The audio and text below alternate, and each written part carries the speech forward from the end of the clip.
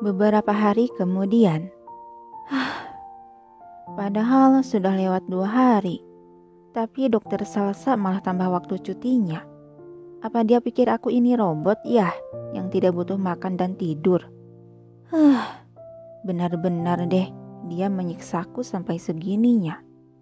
Sebenarnya dia punya dendam apa sih sama aku sampai bersikap begini?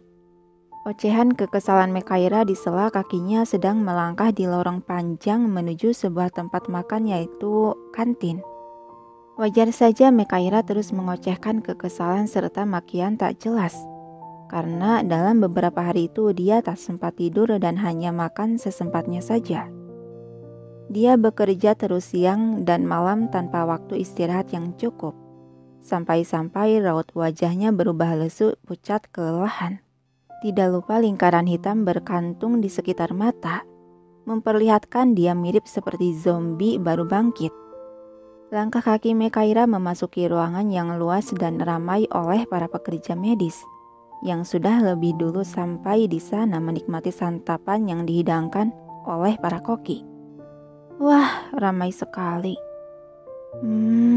Cukup lama juga ya aku nggak ke kantin. Akibat terlena oleh si Resa yang selalu membelikanku makanan.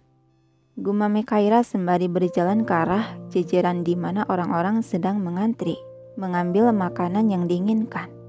Syukurlah sup kesukaanku masih ada.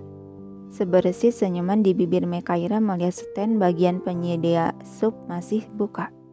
Beberapa saat kemudian Mekaira telah menenteng sebuah nampan berisi dengan menu kesukaannya, yaitu semangkuk sup asparagus ayam dengan pelengkap lain dan segelas jus melon. Dia berbalik mengedarkan pandangan mencari tempat duduk yang nyaman untuk dia bisa menikmati makanannya. Sepertinya di sana kosong deh. Gumam Mekaira melangkah hendak ke arah tujuan. Namun baru saja 2 langkah kaki dia berjalan secara tiba-tiba seseorang muncul dan langsung menyapanya. Mekaira, ampun Gusti. Bagi Mekaira kaget dengan kedatangan orang yang tak ingin ditemuinya. Samuel sedikit tertawa pelan melihat reaksi kaget Mekaira yang selalu ditunjukkannya. Anda lagi? Bisa nggak sih jangan muncul secara dadakan gitu? Bikin jantungan aja. Omel Mekaira melanjutkan berjalan menuju meja yang dituju.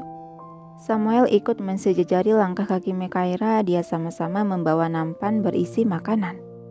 Jika jantungmu selalu berdegup kencang setiap melihat kedatanganku, itu artinya kamu sudah jatuh hati padaku. Apaan sih? Jangan ngaco deh. Ketus Mekaira sengaja mempercepat langkah kaki sedikit menghindar. Senyuman kembali terulas di bibir Samuel kembali membuntuti Mekaira dari belakang dengan langkah lebar. Mekaira, duh dokter, jangan ikuti saya terus dong. Kenapa sih? Di mana-mana selalu ada dokter. Apa rumah sakit ini terlalu sempit sampai-sampai setiap hari? Tidak. Setiap waktu Anda selalu muncul di depan saya. Oceh Mekaira sedikit meninggi membuat orang-orang sekitar langsung menatap ke arahnya dan berbisik tanya. Samuel membalas dengan senyuman sebelum menjawab. Kenapa? Memang apa salahnya kalau aku mengikuti calon tunang? Segera Mekaira berbalik. Berhenti mengucapkan kata-kata pamali itu. Cegah Mekaira melototkan mata sebal. Alih-alih Samuel takut dengan pelototan mata itu, dia justru tertawa karena menurutnya ekspresi wajah Mekaira sangat lucu. Imut sekali. Batinnya merasa gemas. Kenapa malah ketawa? Apa sih yang lucu? Nyebelin banget deh. Sebal Mekaira hendak kembali berbalik untuk melanjutkan akan tetapi kaki Mekaira saat tubuhnya bertabrakan dengan nampan seseorang yang terjatuh hampir saja. Nampan yang sedang dipegangnya tergelincir jatuh. Mekaira! Samuel segera menarik tubuh Mekaira agar tidak terkena pecahan kaca atau cipratan makanan. Seketika suasana yang semula sudah ramai semakin gaduh oleh orang-orang yang sedang penasaran melirik berkumpul menyaksikan. Kamu tidak apa-apa? Ada yang sakit? Samuel bertanya dengan cemas memidai tubuh Mekaira dari atas sampai bawah. Enggak, aku tidak apa. Gegap Mekaira masih menguasai keterkejutannya. Maafkan saya dokter. Maafkan saya dokter. Saya sungguh tidak sengaja. Ucap seorang perawat yang menabraknya itu dengan nada suara bergetar panik. Kau? Tatapan Samuel menajam mulai tersulut amarah menatap sangat tajam pada perawat wanita tersebut. Berani sekali melukai tunang, dokter. Sergah Mekaira sambil memegang sebelah bahu Samuel memberi peringatan mata agar tidak melanjutkan bersuara lagi. Mekaira. Samuel kembali tersadar dari amarah yang akan menguasainya. Dia menghembuskan napas kasar membalas tatapan Mekaira dengan tatapan tenang. Hampir saja. Dia mau mengucapkan kata-kata keramat yang akan menimbulkan bencana besar dalam hidupku.